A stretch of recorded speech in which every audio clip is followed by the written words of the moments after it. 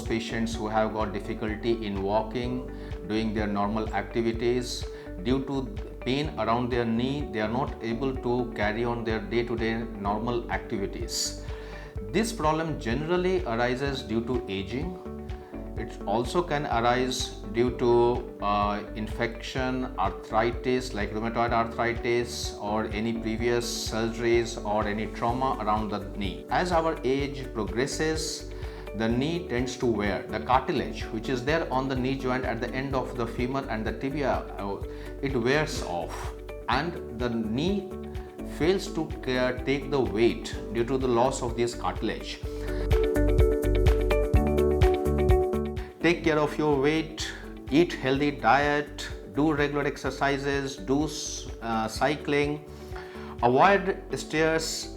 If you are having some pain, don't sit on the floor. If you get some discomfort while sitting on the floor, take care of yourself, keep your knee joint happy, and in case if you feel that by doing all these things still you are not getting all right, then seek the medical advice. Avoid self-medication.